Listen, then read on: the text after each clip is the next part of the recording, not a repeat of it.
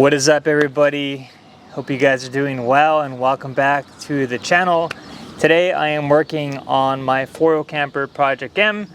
I'm trying to get my diesel heater situation dialed because my family and I are going camping this weekend. We're going on a 2-day trip, and with California weather, like right now it's sunny, it's hot, but up in the Sierras, up in Big Bear, up in Anza Borrego, or other places that I like to go to, you know, it's in the low 30s, which, you know, for a family of 3 with a 3-year-old and a boxer that barely has any fur, or at least a coat, it can get pretty cold. So I'm trying to make sure I keep them as comfortable as possible this weekend, and I wanted just to kind of walk you guys through my diesel heater setup. As is, it's not the best it's gonna get, but I'm happy with the way it's set up right now. So for those of you guys that have a Project M, hopefully this video helps. If you have another camper setup, then maybe this could work as well. But I figured just kind of giving you guys my 2 cents, it's the least I can do. So let's walk you guys through it. So this is what I have going on here on the side. I know it might look a little bulky, but it's up and out of the way, and it's working pretty good so far. So I'll walk you guys through the products real quick.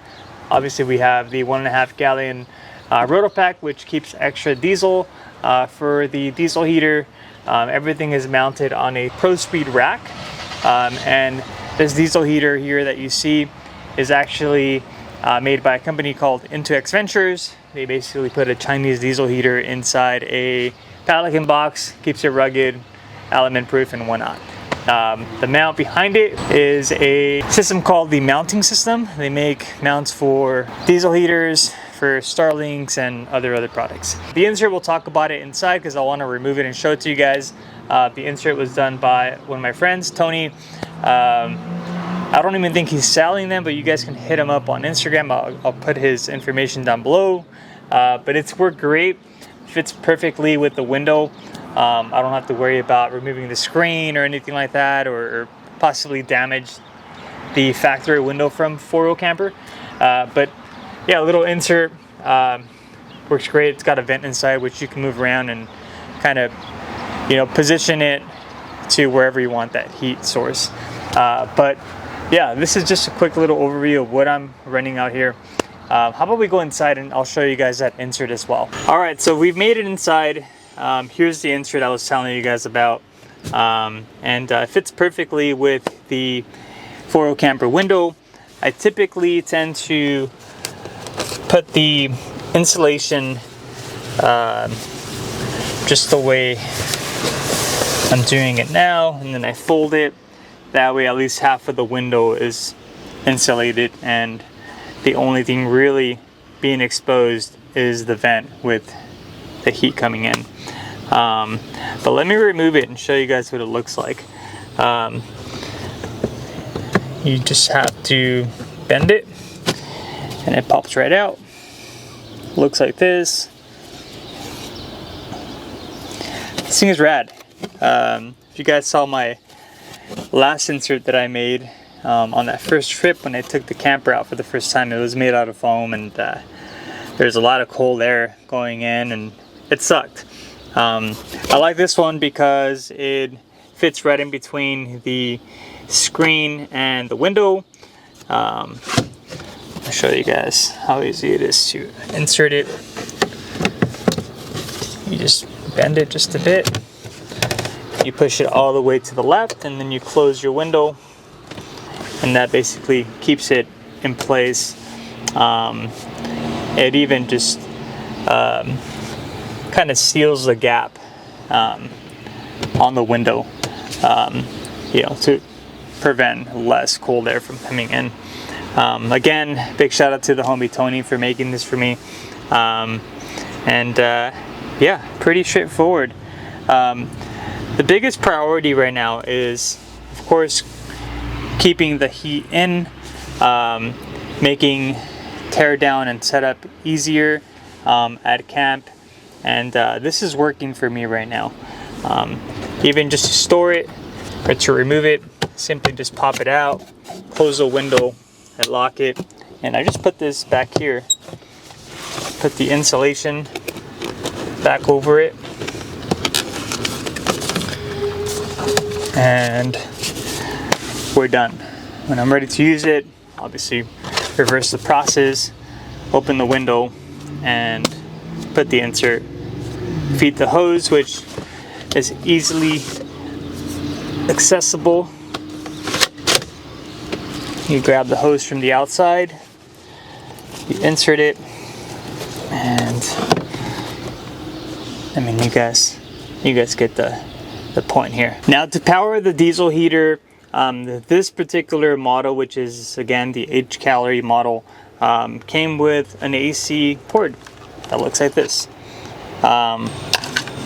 The camper itself has a red arc red vision with an inverter with an AC plug, so all I do is simply plug this right in, and then I route this to the outside and I power the diesel heater. Again, I am no diesel heater expert, but one thing that I love about this particular unit, even if you just buy the unit itself and you install it, you know, in your own Pelican box or in your camper, the app is very, very useful. Hit the little heating toggle, click yes, and just like that, I can hear the fan kick on, and now we have power going to the diesel heater.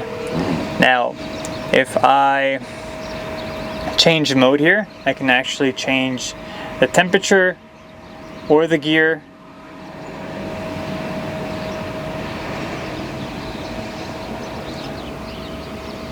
Just like that. I can toggle it up and down, and again I can also change the gear, which is the setting, whether you want it on high or low.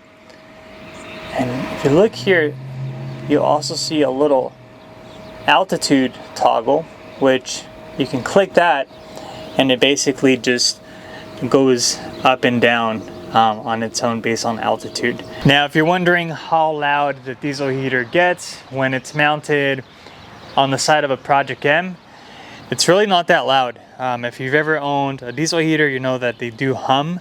It's more of a white noise type of noise, and yeah, it doesn't make anything vibrate. It doesn't make the inside of the camper super loud.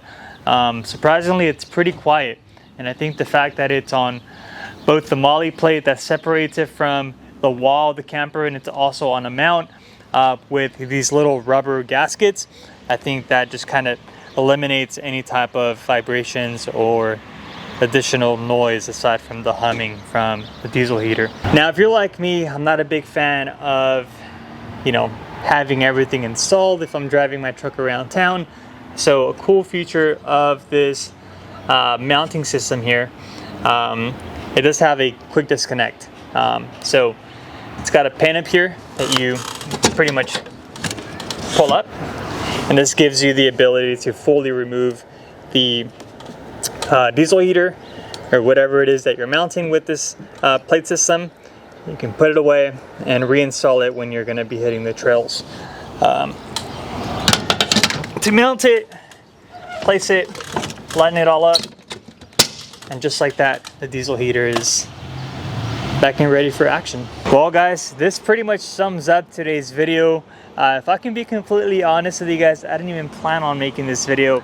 I was simply just troubleshooting everything, making sure that everything works properly for this upcoming trip. And as I was doing it, I was like, why not just share the current setup with all you guys? I'm very curious too to know what type of systems you guys are running, whether you guys are running buddy heaters, diesel heaters. If you're running a Dickinson fireplace, that'd be pretty rad to know how you manage to get it going or how you manage to install it on the Project M. Yeah, doesn't have to be a 4-wheel camper. If you guys have a specific GFC, alu cap canopy camper, topo camper, whatever it is, I'm very curious to know what you're running. But as always, if you found this video useful, let me know in the comment section.